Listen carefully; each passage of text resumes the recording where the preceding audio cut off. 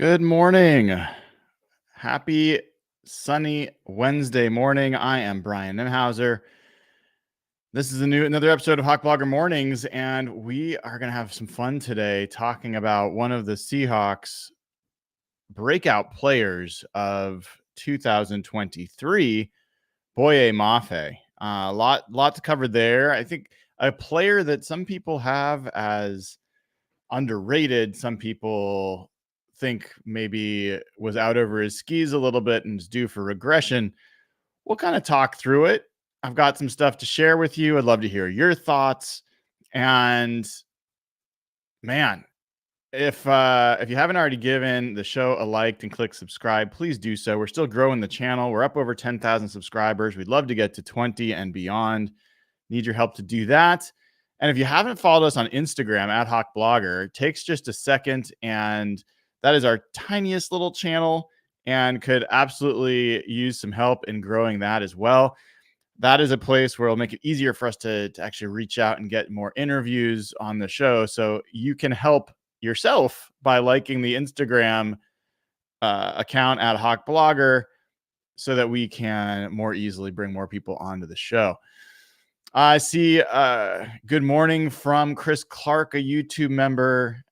Good morning, Chris. Good morning, everybody. If you are not already a YouTube member, you can do that by clicking on the link that's pinned in the chat or in the description of the video.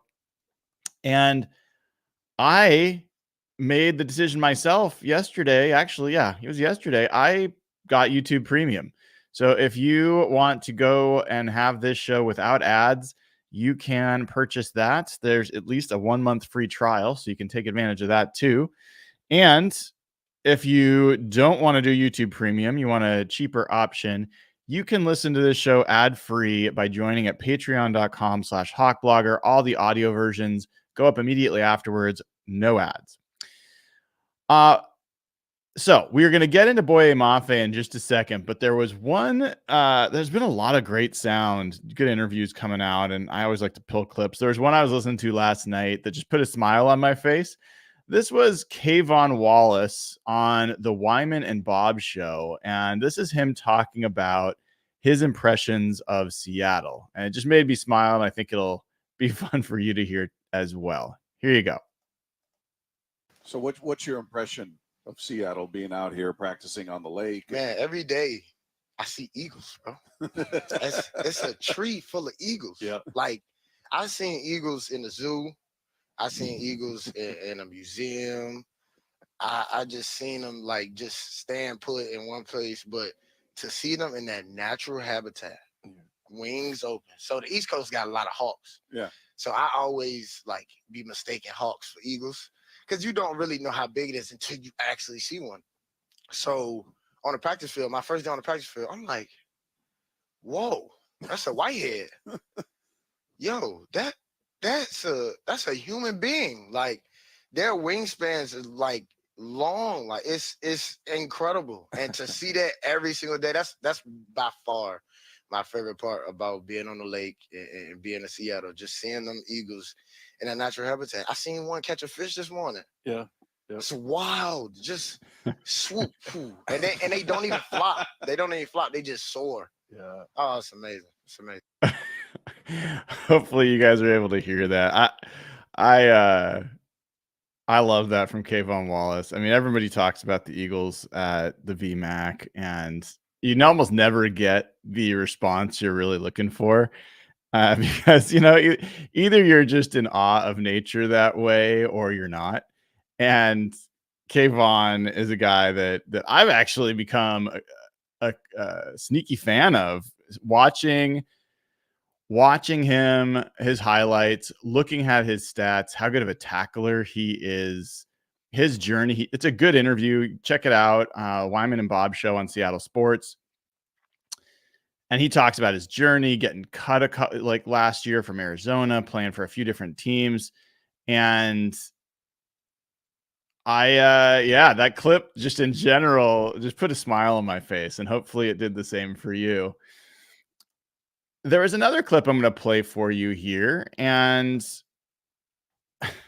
gosh darn it. There's another clip I'm going to play for you here. And this is about the topic of the day. This is about Mr. Boye Mafe. And this is coming from our friend of the show, Sam Monson, who was on a PFF podcast talking about players that could be breakout players in 2024. For me, Boye Mafe for the Seahawks, I think that new defensive scheme is going to unlock a lot of those defensive players. And I actually think Mafe has really been impressing anyway. Like, he looks like a guy that's on the rise, turning into a really disruptive edge rusher. I think within that new defensive scheme there in Seattle, you're going to see him really break out. And then the last guy. That was Sam Monson talking about how he sees Boye Mafe as one of his breakout players for 2024. And I think part of the reason I wanted to share that is it's the interesting implication that they don't necessarily see him having broken out yet in 2023 when he had 9 sacks. We'll go over some of his numbers in a second, but they see that there's more there. There's more to be had for Boye Mafe.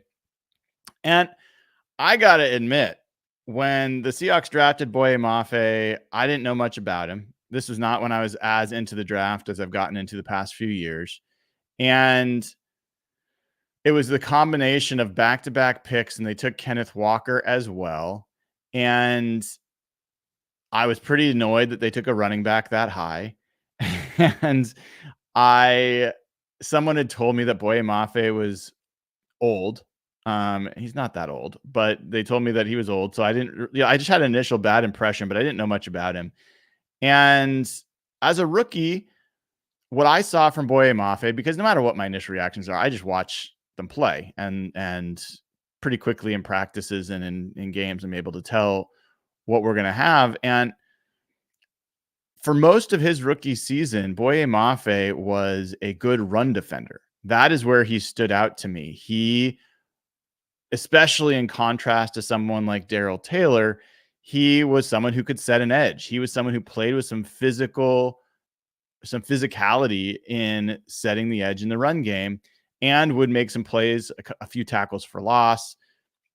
And then late in the season, I want to say like 12th or 13th game of the season, it was at home at Lumen Field, and he had a pass rush where he just exploded. It was off the right side of the line and whipped around the tackle and got right to the quarterback. And I was like, whoa, okay. Haven't seen that yet, but that's good to know that you've got it. And so it made me intrigued, but I have to say what he did in his second season, I think people that are saying they knew that was coming are not people I would go to the track with, because they would probably bet on all sorts of things that they see coming that are unlikely to happen. But this was a pretty big breakout year. And as I go through with all of you, some of the numbers to put it in context, I think you'll see it was a pretty significant season for him and for potentially what it means for the Seahawks going forward. So with that, let's get into it. Let's get into it, talking a little bit more about Boye Mafe. I'm going to start by going over some of what happened during his breakout season. In 2022, he had 3 sacks. He tripled that number in 2023 to 9 sacks. In 2022, he had 4 quarterback hits. 4. That's not a lot. He quadrupled that number to 16 in 2023. He had 3 tackles for loss in 2022. He tripled that number to 9 in 2023. So he tripled or quadrupled some pretty big numbers, but that wasn't even his biggest growth in terms of what he did in his second season in the NFL. As you look over, these are some of his PFF grades at the top here. His overall grade in 2022 was 64.6. That grew to 73.9 in 2023, which is a 10-point jump and pretty meaningful. He's well into the above average starter range. And then from a pass rush perspective, even bigger, he went from a 53.0 graded pass rusher in 2022 all the way up to a 77.8 graded pass rusher in 2023. That is a 25-point jump and puts him near Pro Bowl level pass rush as a second-year player. But the one that made me put a halo around it, because it was just so shocking to see how big of a change there was from 2022 to 2023, was just total pressures. Boye Mafe, and this is PFF data, Boye Mafe had 12 pressures in 2022, according to PFF. Last year, he had 58 pressures. And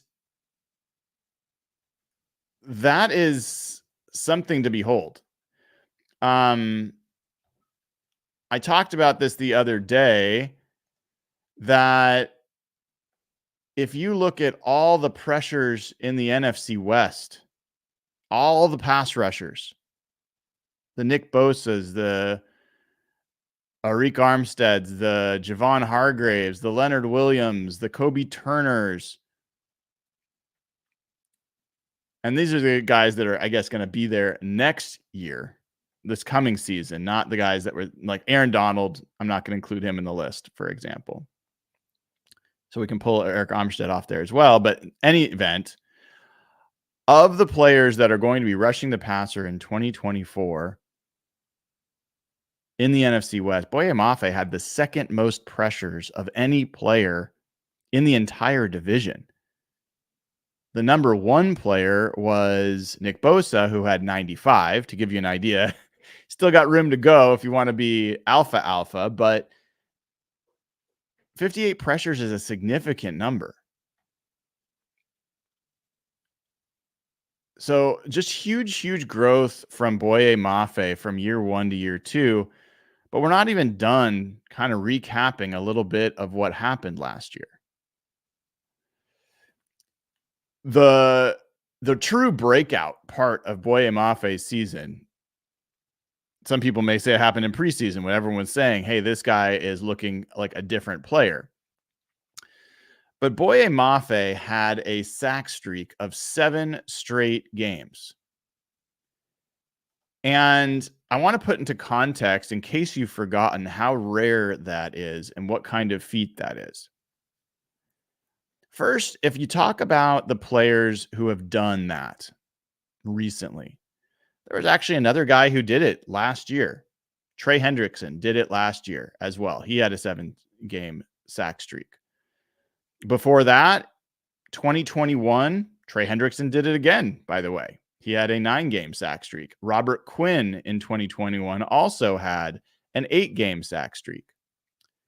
In 2018, Chris Jones had an 11-game sack streak. In 2018, Danielle Hunter had a 7-game sack streak. In 2017, Everson Griffin had 8 games. Also, DeMarcus Lawrence had a 7-game streak. Khalil Mack had an 8-game streak. Alden Smith had a 7-game streak. Jared Allen, 8 games. Dwight Feeney, then you're getting back to 2012 for Alden Smith. You're getting back to 2011 for Jared Allen. You're getting back to 2009 for Dwight Freeney, 2008 for DeMarcus Ware, 2005 for Robert Mathis. You just see this starts to really trail off. It's been done a number of times in, let's say it's been done 4 times. Well, let's call it 5, 6, 7, 8, 9 times since 2016. So that's 7 seasons or so, 9 times since 2016.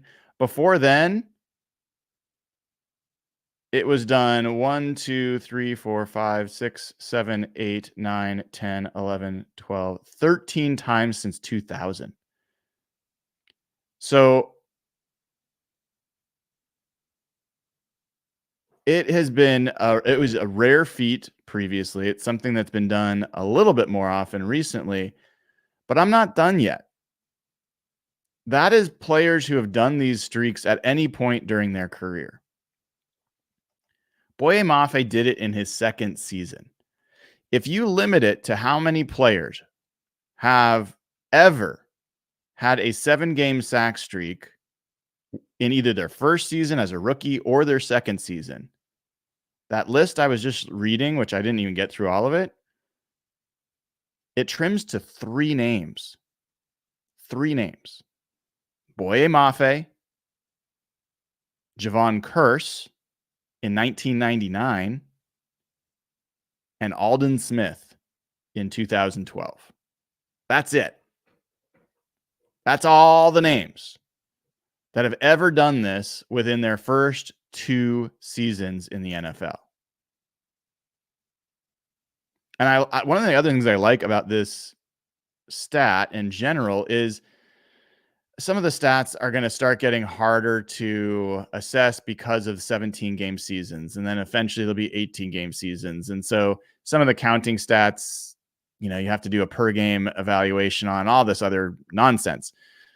A 7-game streak happens within the same season is a 7-game streak. It doesn't matter how many games you play in the year. And yes, I guess you could argue that having more games give you more chances for the streak. But in general, it is just a consecutive games with a sack streak, and it's very rare. And it's very rare for someone to do this early in their career.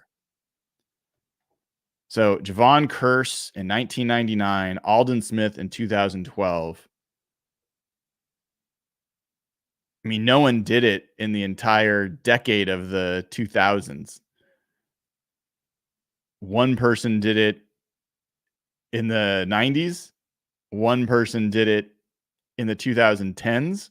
And now one person's done it in the 2020s. And that's Boye Mafe. So as I looked a little bit further into this, I wanted to find I always like to look and see who are some other players that have had similar second seasons. And there's a lot of ways to do this. The first way I did this is I looked for all edge rushers who had at least 9 sacks in their second season. And that gives you some list. But I wanted to start by narrowing it a little bit to players that had between 9 and 10 sacks in their second season. So these are guys that had the closer types of second years to Boye Mafe. Now, it doesn't mean they had the same kind of first years, and we'll talk about that in a second, but these are some names to at least think about as we start to think, well, okay, is Boye Mafe on a trajectory that implies he's going to keep growing? Does history show that people like him can just flash in the second year and then crash from then on? And I'll read you these names for people that are listening and not watching. And then I'll give you an observation I have in my first reaction when I did this search. So here are the names. These are just the last 10. It's not an exhaustive list, but this is just the last 10 edge rushers who have had 9 to 10 sacks in the second year of their career. Trayvon Walker, who was #1 overall pick a few years ago, he had 10 sacks in his second year. Darrell Taylor, familiar name, had 9.5 sacks. I have an asterisk by that. And the reason I have that asterisk is because technically it was his second year because he didn't play his first year due to injury. From a years from drafted perspective, it was his third year that he had 9.5 sacks, if that makes sense. So he had his first year as a rookie, he didn't play. His second year, and he had, I think 6.5 or something like that. And then his third year, he had 9.5. But when you really talk about your second year in the league, I put it in there because the search included him, and I thought it was worth, as a comparison, we should also talk about Darrell Taylor. We all know about Darrell Taylor very well, and he had 9.5. Brian Burns had 9 sacks in his second year. Montez Sweat had 9 sacks in his second year. Harold Landry, the third, had 9 sacks. Frank Clark, another name we are familiar with, had 10 sacks in his second season. Justin Houston had 10 sacks. Charles Grant, blast from the past, if you remember the old Saints pass rusher, had 10 sacks. Adewale Ogunleye had 9.5 sacks, and Jason Taylor, all the way back in the day, had 9 sacks. Now, I don't know about you, but those are all pretty good names. And I'll show you in the next view here what they've done with their careers in terms of how many total sacks. But out of all those players, Darrell Taylor's the one guy where you kind of like, you know, he's been a mixed bag. I hope the Boye Mafe is better than that. And we'll talk a little bit more about comparisons as we move along. But for the most part, my reaction when I did this search was, and I kept going. In fact, I can read you guys some other names. Let me do that are on this list. So some of the, I mean, it just keeps going on, but basically my reaction to this search was, gosh, I expected more busts. I expected more names where I was like, oh yeah, that guy. Hope he doesn't become him. But the reality was like most of the names I found were pretty good. I'll try to read you some additional that were, also maybe not as good, just so you have the same information I did, but I didn't want to, it would be a huge list if I put all the players who ever did this. So, we talked about Jason Taylor. By the way, I didn't include players like Devin White, who he's an off-ball linebacker who had 9 sacks in the second year. That's not the same kind of guy. I also didn't include, obviously, defensive tackles who did something like this. So like Warren Sapp is not on the list. But this goes back, the list I gave you goes back essentially from 2023 to Jason Taylor was in 1998. Kevin Carter, another guy on the list from St. Louis, had 9.5. Chris Slade from New England, if you remember him. Alfred Williams, who honestly I did not remember. I have a good memory of a lot of these guys, and Alfred Williams had 59.5 career sacks. So he was a pretty good player, but not a guy that registered for me. Trace Armstrong in 1990.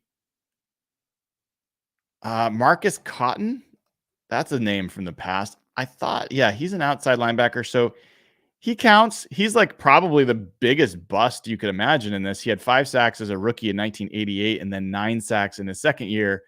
And then he never had another sack the rest of his career.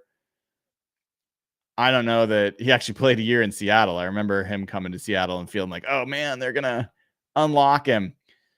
But he was not unlocked. So as I'm kind of just illustrating to you, you can go pretty far back.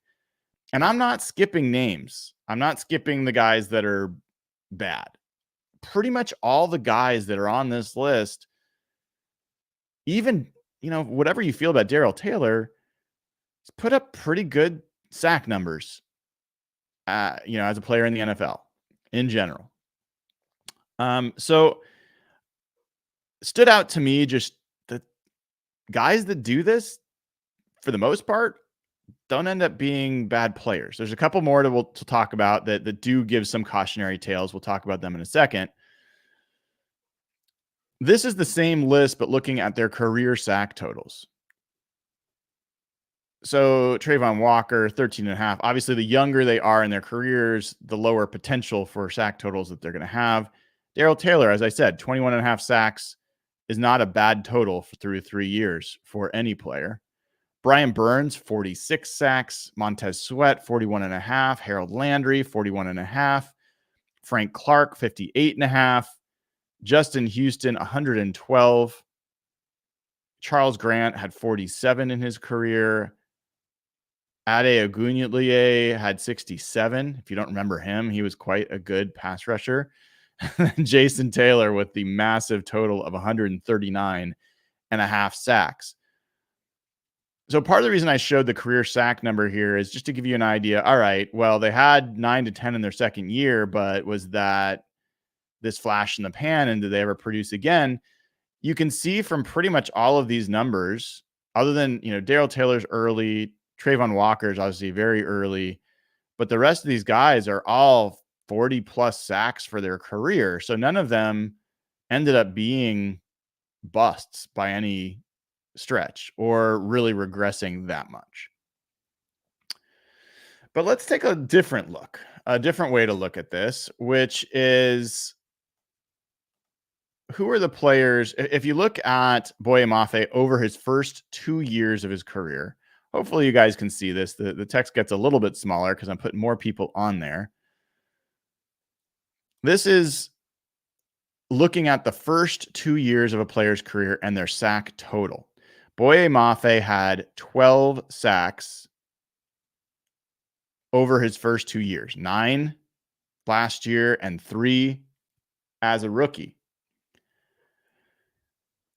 So this is the list of the most recent players, complete list of the most recent players, last 20. This is the last 20 edge rushers who had 12 plus sacks in their first 2 years in the NFL. And again, what I'm trying to do is hunt for what are the extreme edges of this population. Is there someone who becomes really great? Cool. Are there people that end up really being bad? And I wanted to use this group somewhat as the population to draw from some of the comparisons I want to make, and we'll go into a little bit further.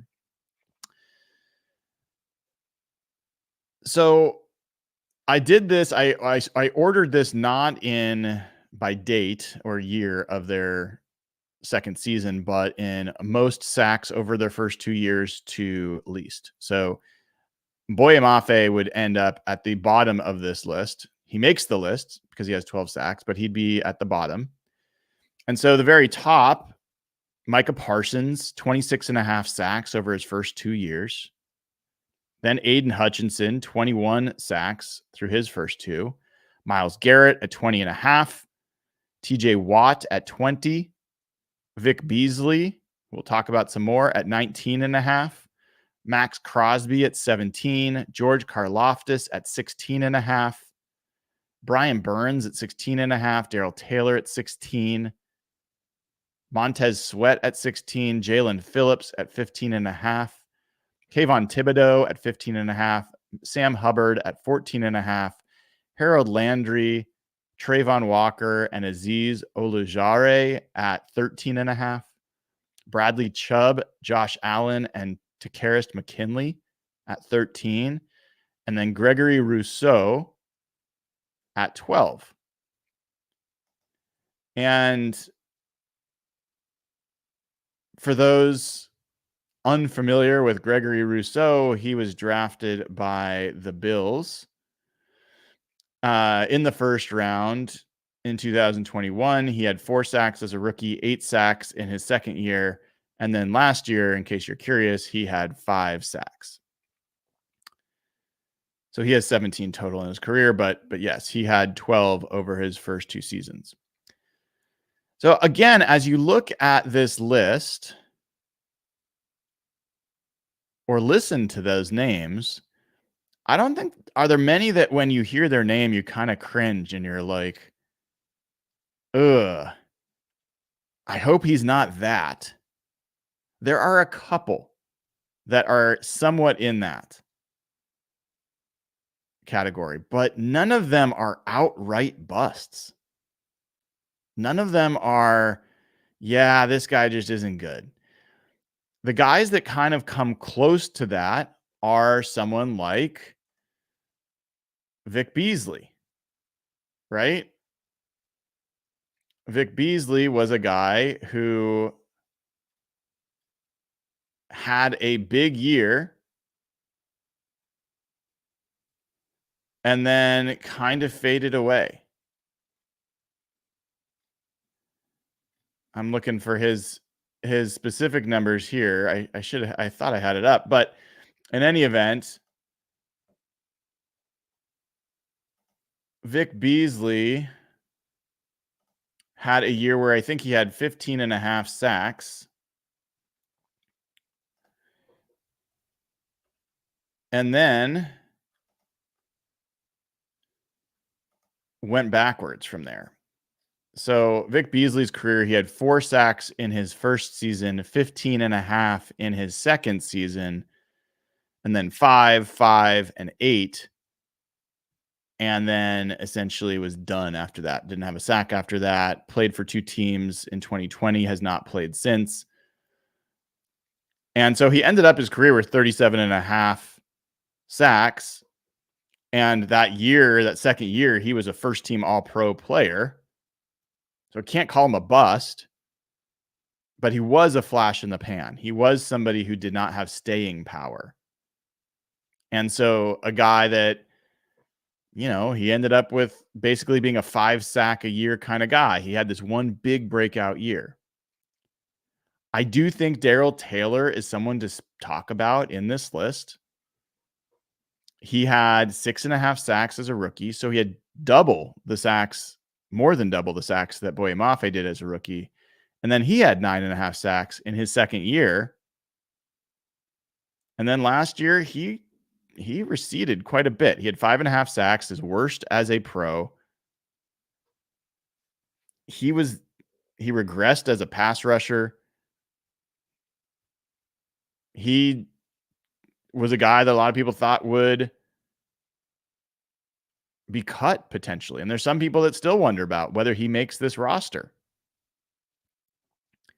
So I think he is probably one of the guys that should be primary as a cautionary tale concern.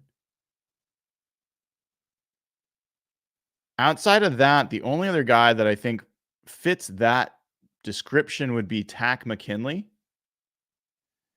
And if you look at Takk McKinley's career, he had 6 sacks as a rookie. Again, another Atlanta guy. 6 sacks as a rookie, 7 sacks his second year, and then the rest of his career, he did not have more than 3.5 sacks in a season. So those would be the 3 out of 20. 3 out of 20 that I would say are cautionary tales. That doesn't mean that's exhaustive because this is just the last 20.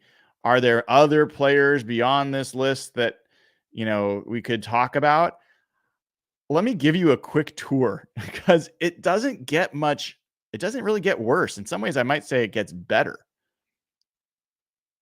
Let's count. Tell me when we hit the next questionable guy. All right. So we've got Takk McKinley on here. We've got Rousseau. The next guy, we got TJ Watt. We got Vic Beasley.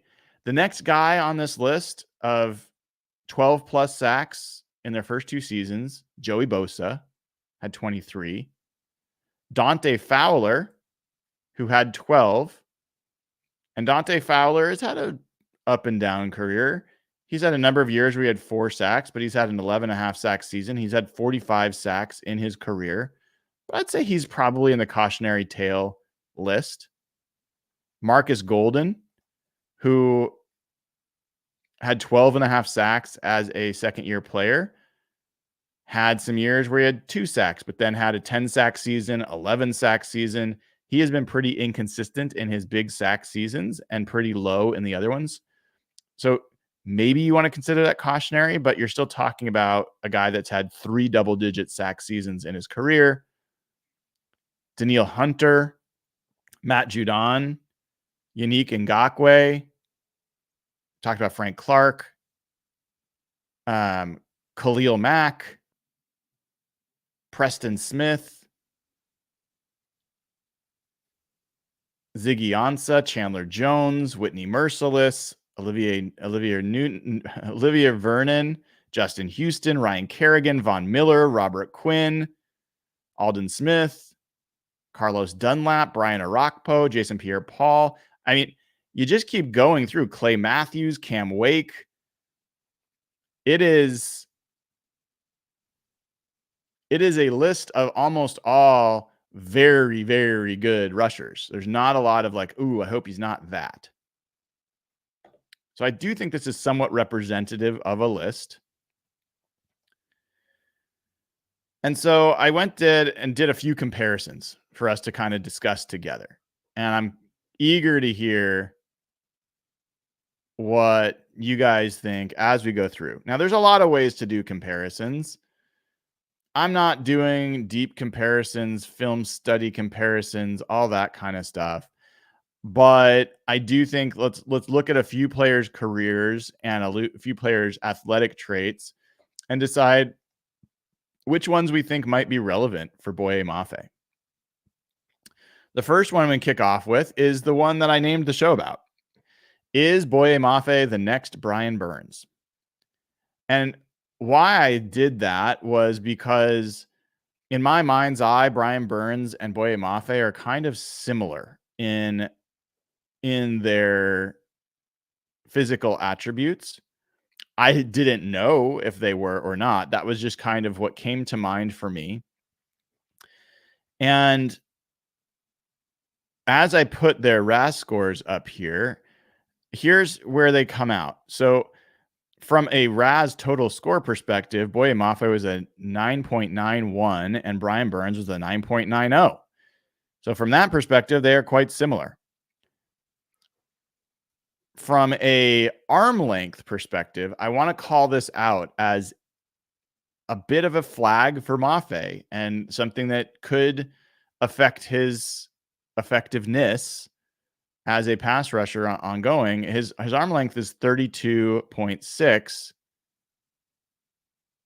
where you go with Burns, you're talking about 33.7 inch arms. So you got an inch longer, which makes 2-inch arm longer wingspan. It just means that he potentially has a little bit better ability to go against long arm tackles. 32.6-inch arms is not great for Boye Mafe. To give you an idea, as a defensive end, that's 16th percentile arm length for Boye Mafe. So, I don't mention it because it means he's bad, but I do think that is a physical trait that is worth talking about. Other things to mention here. Brian Burns, 40-yard dash time, 4.53. Boye Mafe's 40-yard dash time, 4.53. 10-yard split, 1.54 for Burns, 1.56 for Boye Mafe. Vertical jump, 38 inches for Mafe, 36 inches for Brian Burns. Broad jump, 10 feet 5 inches for Mafe, 10 feet 9 inches for Burns. The difference a little bit besides arm length is just a little different size. 6'5", 6'4.5" for Burns and 250 pounds. Mafe is 6'3.5", 260 pounds. So Mafe is a little thicker and a little shorter. So his length is just overall a little less than Burns, but they're very comparable overall as athletes. And as you'll notice, Boye Mafe did not do agility testing, so we don't have that to have exact comparisons, but still interesting to see. Burns' career, just so you kind of know how his went, after being a 16th overall pick in the first round for the Panthers, he had 7.5 sacks as a rookie, 9 sacks in each of the next 2 seasons, 12.5 sacks in 2022, and 8 sacks in 2023. He made 2 Pro Bowls in 2021 and 2022.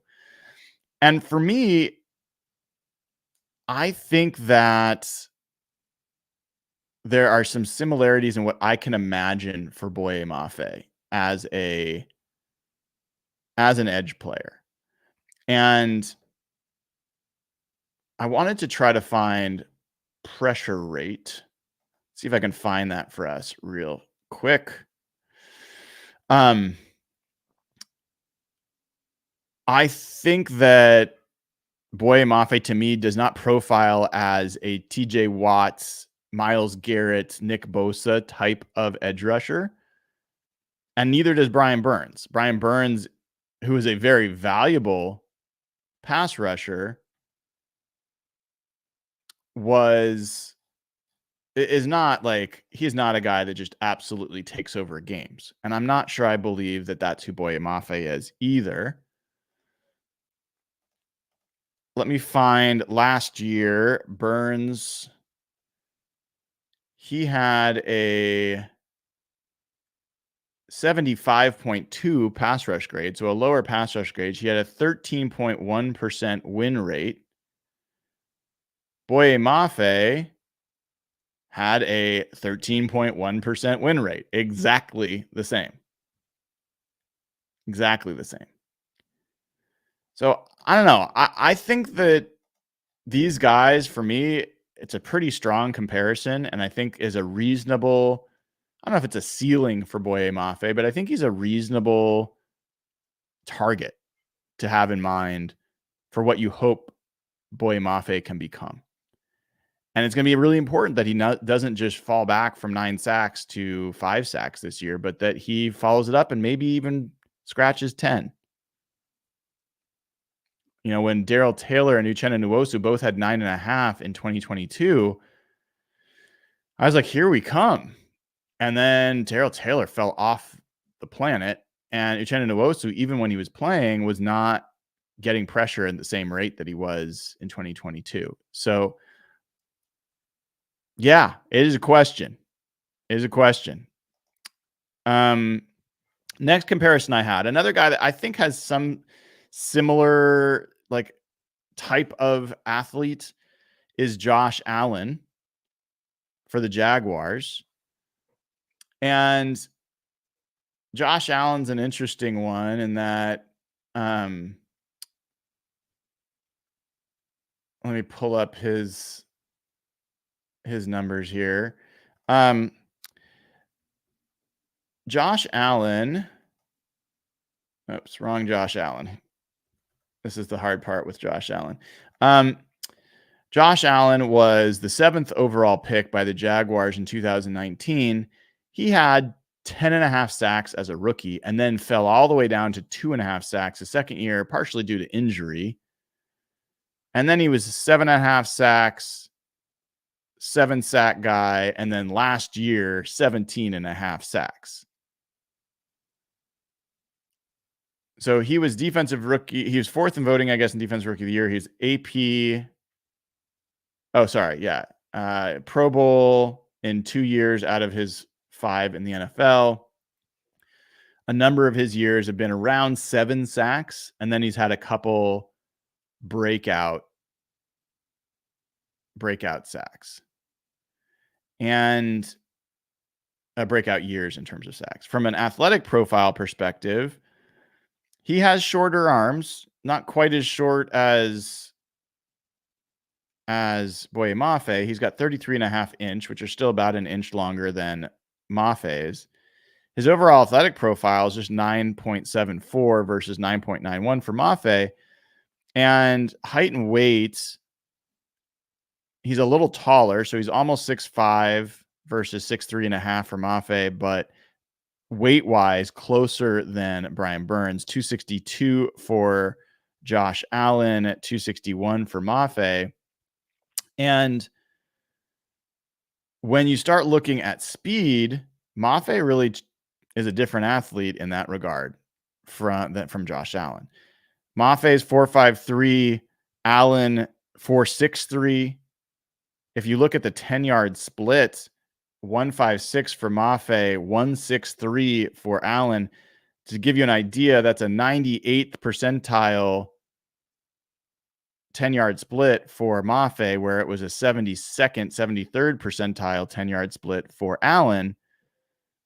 And then in the broad jump, Allen only did in the explosion stuff, he only did the broad jump. He did not do the vertical.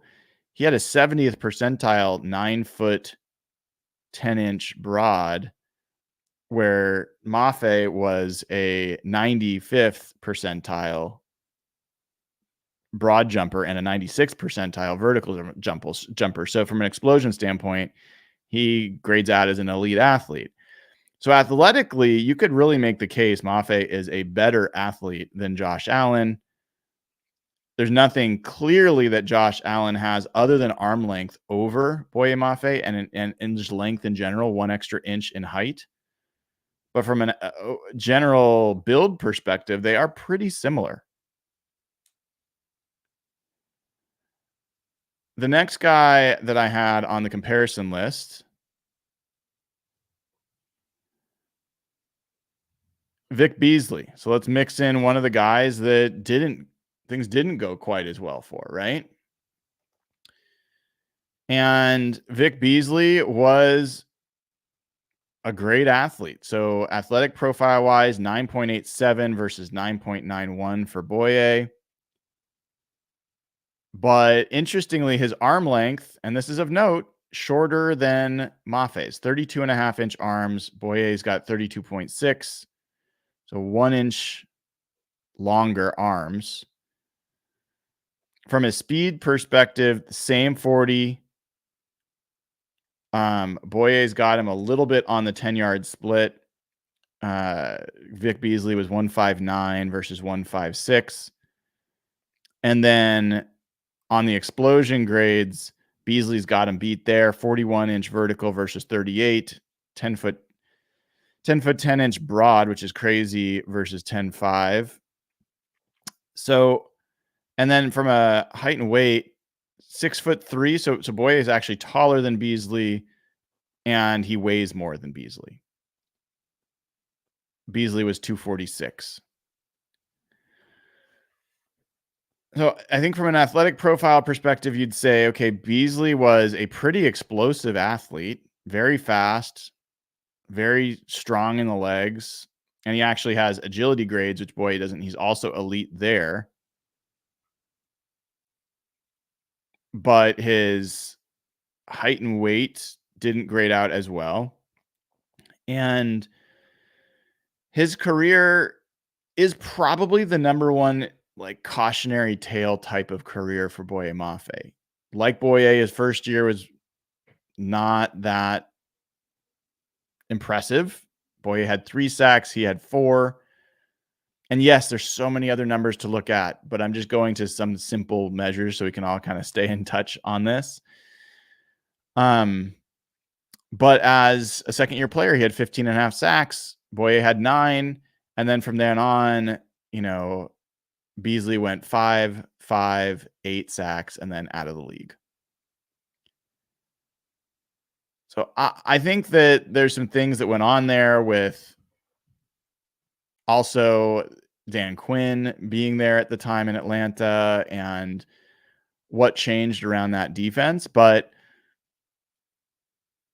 I can't say that clearly Boye Mafe is not Vic Beasley, but what I remember of Vic Beasley, he was just not nearly as physical as Boye Mafe. I'm going to take a look and see if I'm remembering some things right here.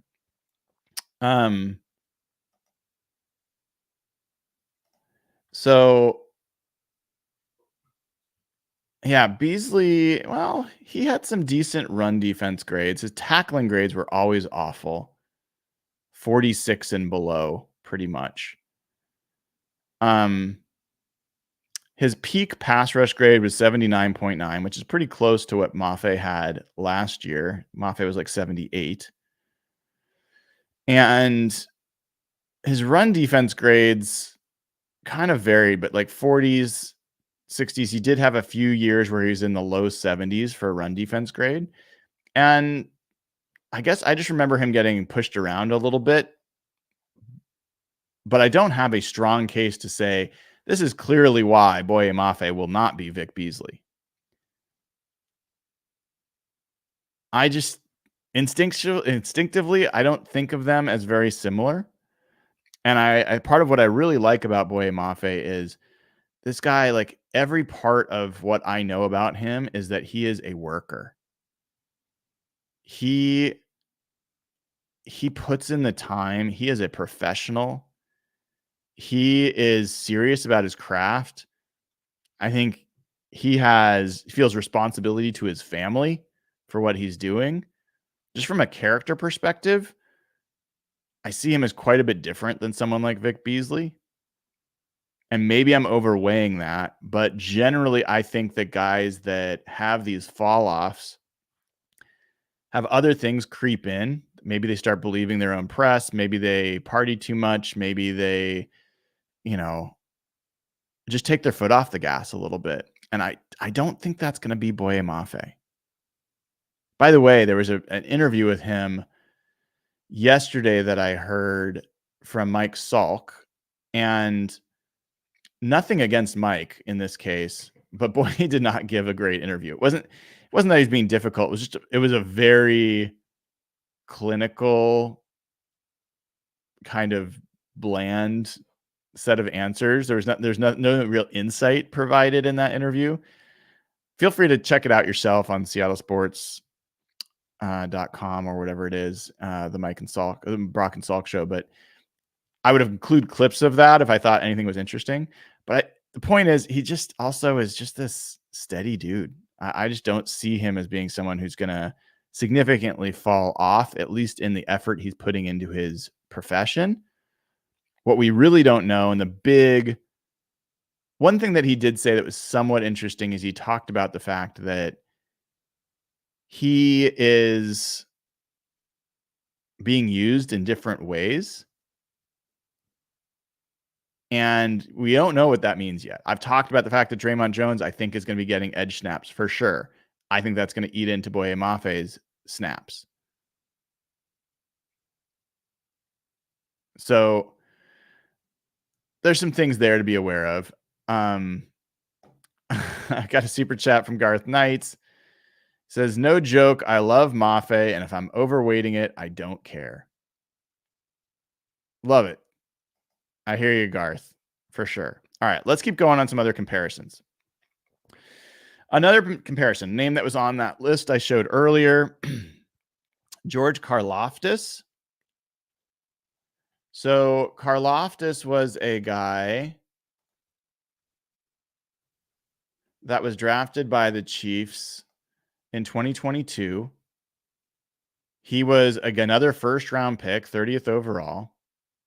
So if you haven't figured out, the Seahawks are getting first-round performance from Mafe so far. He had 6 sacks as a rookie, 10.5 sacks in his second season. And Karlaftis, from an athletic perspective, couple interesting notes. He does have the same length arms as Boye Mafe. So he's got the 32.6-inch arms. He is the same height, 6'3", 0.6, 6'3" and 6 whatevers. And then weight-wise, he's a little bit bigger. 266 versus 261 for Mafe, but still very similar athletic builds. But then you take that same build and you put it into, okay, what does the speed look like? Karlaftis, 4.78 40, 74th percentile versus 4.53 for Mafe. 10-yard split, 1.65. That is a 78th percentile split for Karlaftis versus 1.56, which is a 98th, 99th percentile for Mafe. So speed-wise, Mafe dusts him. And then explosion-wise, they're essentially identical. Both with 38-inch verticals, both with 10-foot and change broad jumps. So Karlaftis was drafted the same year as Mafe, and he has had a 10-sack season. Last year he had 10.5 sacks. I do think there's reason to think about, comparisons there. Where did that other one go? Oh, there it is. Sorry. So like Karlaftis last year, his pass rush grade was only 65 versus which ranked 38th versus Boye Mafe's 78, which ranked 17th. Mafe had that 13.1% win rate. Karlaftis was 11.9. So even though Karlaftis had more sacks, Mafe was the better pass rusher in year 2. And so if you hear people hyping up George Karlaftis, I think there's every reason to think that Boye Mafe, from an athletic profile perspective and from a performance to date profile perspective, deserves to be in the conversation as being better than him. Next comp that I had, let's do another cautionary one.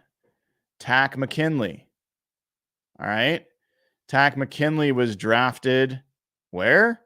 First round, 26th overall, back in 2017 by the Falcons. Falcons had a couple of these guys that flashed and dashed.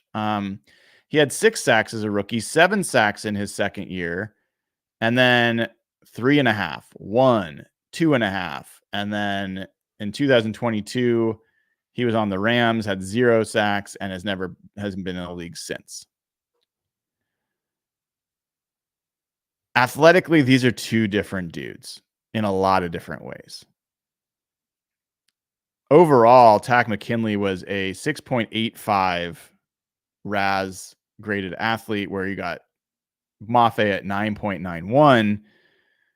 And the thing that Takk has over Mafe is arm length. He has very long arms, 34.75 on the arm length. That is incredibly long for a defensive end. But he's shorter, 6'2". He weighed less, 250.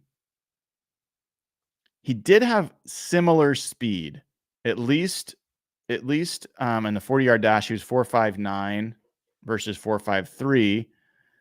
And his 10-yard split was 1.6 versus 1.56. So they're comparable. Mafe still very clearly is faster. But then the explosion grades are massively different. Vertical leap, 38 versus 33, which is a 96th percentile versus 65th percentile. And so I think just athletically, Takk McKinley does not scratch the surface of what Boye Mafe brings to the table. I don't think this is a great comparison. And just to be sure, let me take a look over at McKinley's pass rush grades. His highest pass rush grade he ever had in his career was 70.1 back in 2017. All his other pass rush grades were in the 66, 65 range. He never had a single season where he had 58 pressures the way Boye Mafe had in his second year.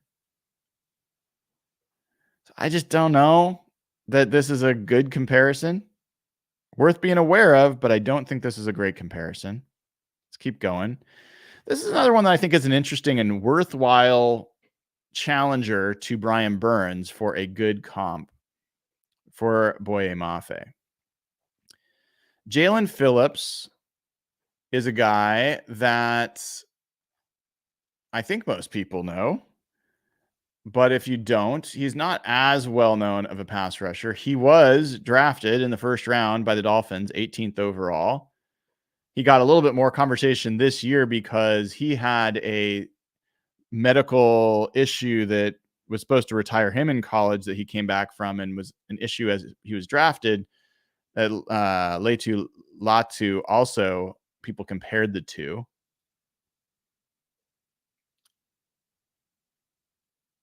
But Jalen Phillips, in his first year in Miami, had 8.5 sacks. His second year, he had 7. His third year, he had 6.5. So he is not like a Pro Bowl level pass rusher. He is a very good starting edge player. And if I was to tell you the kind of production that feels right to me for Boye Mafe, it's this range. I can imagine Boye Mafe being a 6 to 9 sack player for most of his career. That's what he strikes me as. He could set a new level this year. You heard at the beginning of the show when Sam Monson from PFF was talking about him being a breakout player. Look at what Mike McDonald did with Jadeveon Clowney and Kyle Van Noy. All totally possible. But I think that Jalen Phillips is a reasonable expectation production-wise relative to Boye Mafe. As far as athletically, they are pretty darn similar. 9.87 RAS for Jalen Phillips, 9.91 for Mafe, 33 and a quarter inch arm. So he's got, he's got, a little bit more than 6 inches on, sorry. He is a little bit longer than Boye Mafe, who's at 32.6. You've got 33.25 for Jalen Phillips on arm length. So that's one slight difference. Height, Jalen Phillips is longer. So 6'5" versus 6'3" and change for Mafe. So that's a pretty big difference. Weight-wise, they're the same. 260, 261. 40-yard dash, Mafe still has him. 4.58 for Jalen Phillips, 4.53 for Mafe. 10-yard split, 1.59 for Phillips, 1.56 for Mafe. And then in the explosion grades, essentially the same. 38 inches for vertical for Mafe, 36 for Jalen. Same exact broad jump. So very comparable athletes.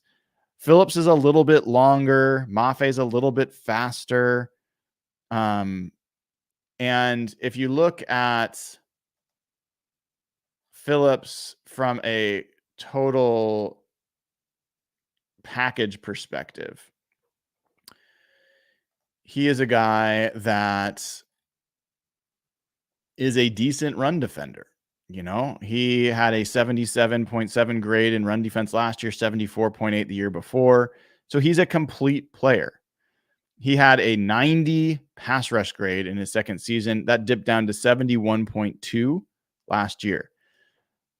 And I think that that's an interesting, one to watch. He did have injuries. So he only played 366 snaps last year versus 901 in his second season. And we should take that into account when we say that he had a dip in sacks. He had 6.5 sacks last year, but that was just in 6 games. So he was on his way to being a pretty elite pass rusher.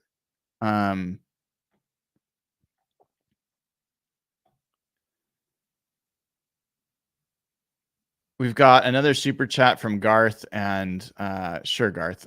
He says, Brian, I know this isn't Hawks related, but a great friend of mine has a corgi in an animal hospital the past 2 days after she possibly ate something. If thoughts and prayers work, please deploy for Subi. Sending our best wishes to Subi.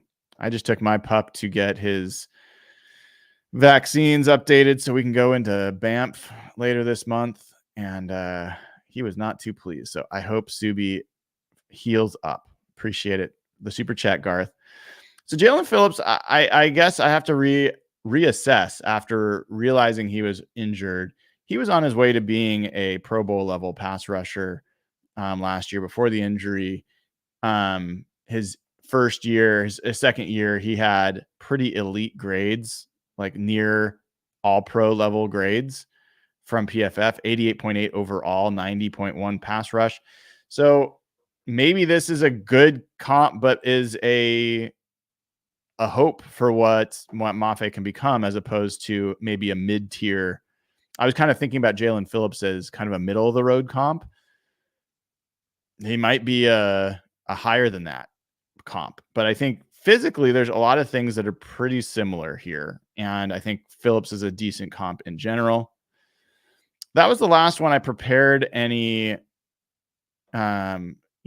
comparisons for.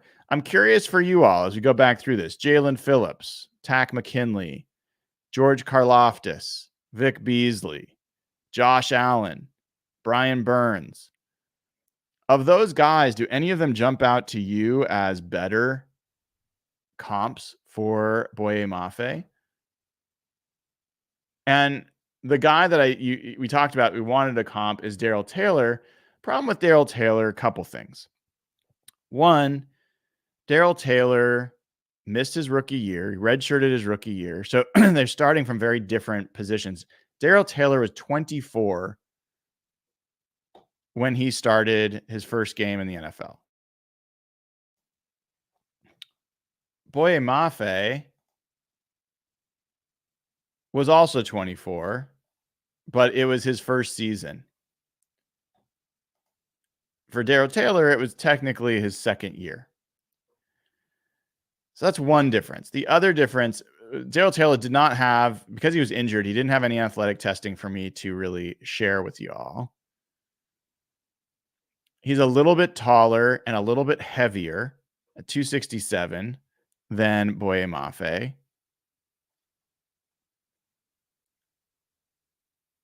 From a pass rush perspective, Darrell Taylor, for me, was just a very inefficient pass rusher last year. And they both played in the same defense. So is there a reason that Boye Mafe would be significantly better than Darrell Taylor in the same defense as a pass rusher, but say that Darrell Taylor is actually a good comp? That it just doesn't make a lot of sense to me.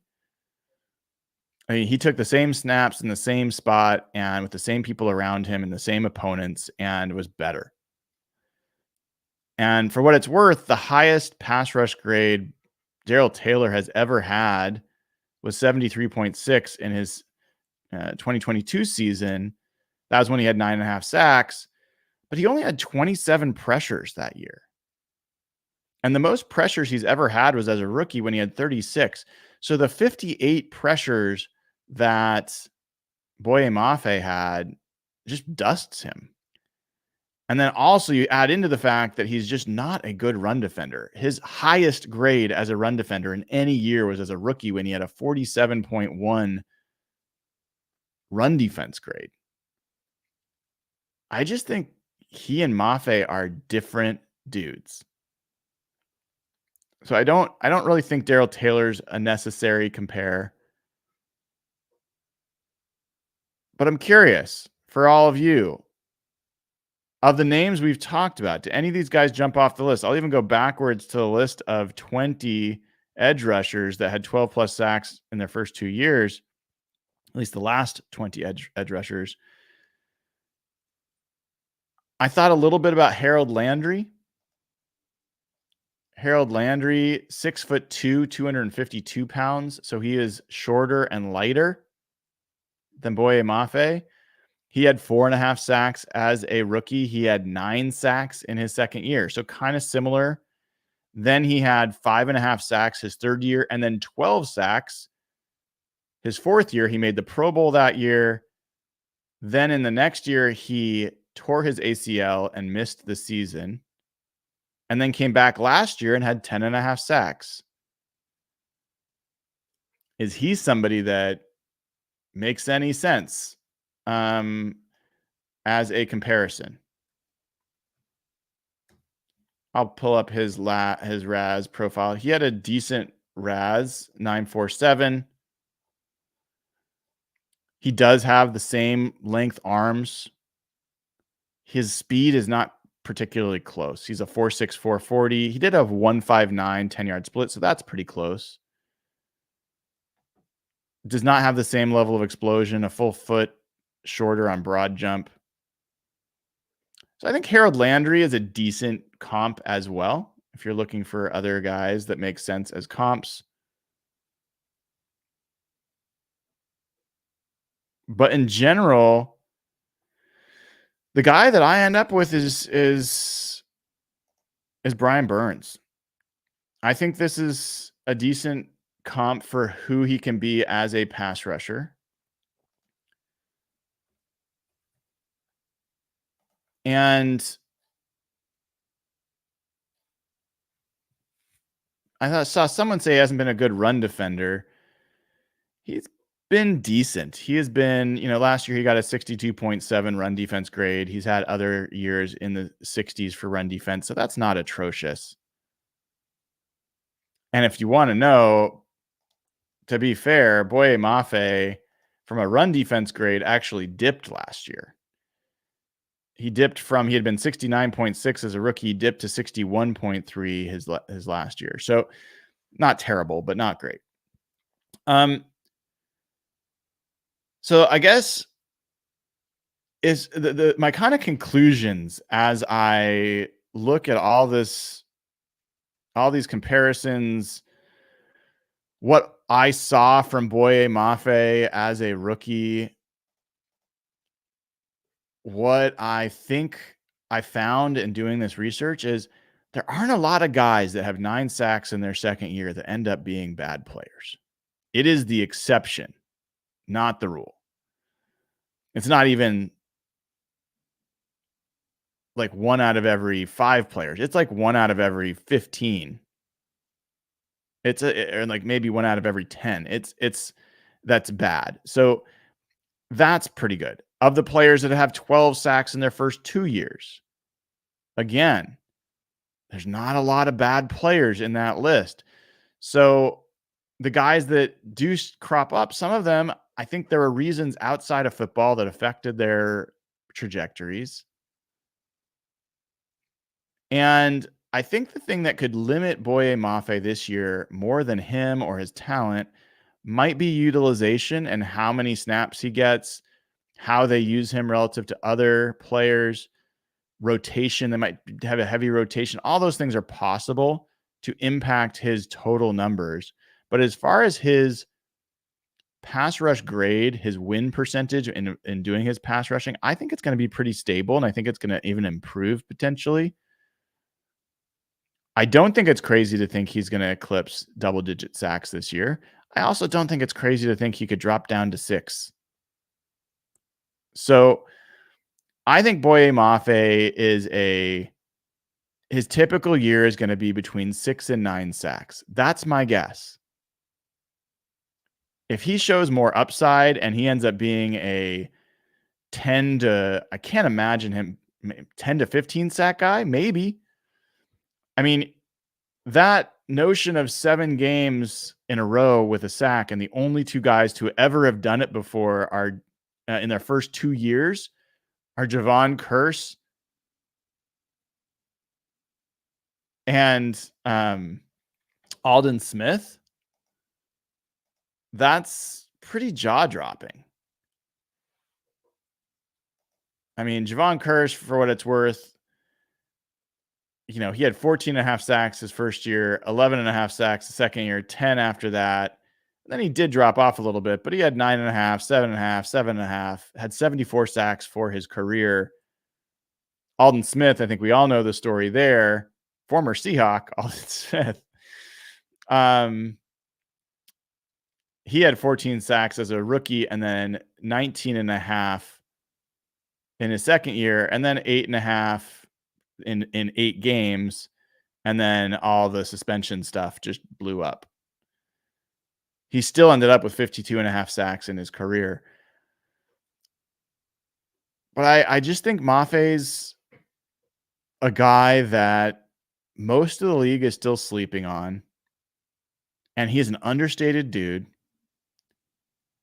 And people on this channel, they leave comments when I say I think Draymond Jones is going to start at edge and that Mafe will rotate in on pass rushing plays and they'll split some snaps. They're like, you're sleeping on Mafe. It's not that. Draymond Jones provides a different level of, Draymond Jones is 270 pounds plus. He's 280 last year. He's probably going to be 275, 273. He's like a solid 10 pounds larger than Mafe and is just a bigger man and profiles as just as a better run defender. And if you can use Draymond Jones to help make the Seahawks more effective on early downs in taking away the run, then leaving Boye Mafe fresher to rush the passer, it could be the best of both worlds. I do acknowledge that is the coaches have their hands full there to figure out how to manage snaps at the edge position. And Boye Mafe has got to be near the top of the list of the guys that they're trying to figure out how to make sure they maximize his impact on the game. So I see someone says that Cliff Averill is the best comp for Boye Mafe.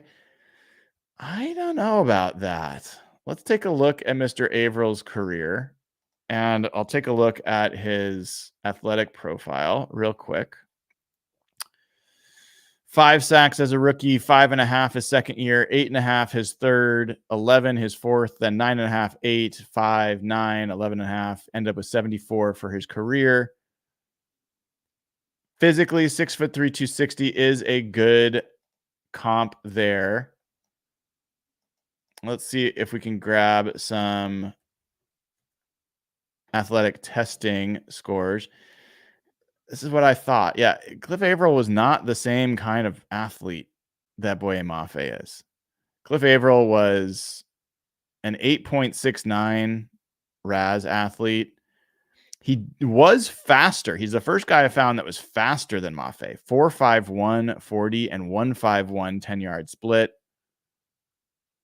But explosion-wise, significantly below Mafe in terms of vertical was only 32.5 inches versus 38 for Mafe, 9 foot broad versus 10 and change for Mafe. So speed-wise, size-wise, some similarities. By the way, I mean, this shows him as 6'2" and change, where Mafe is like a full inch taller. And it shows, at least at the time that they were doing the weigh-in, Averill was about 10 pounds less as well. So I think it's not a terrible comparison, but I still like the Brian Burns one better, personally. All right, folks. That is looking at Boye Mafe and who is a good comp and what should we expect from him in year 2.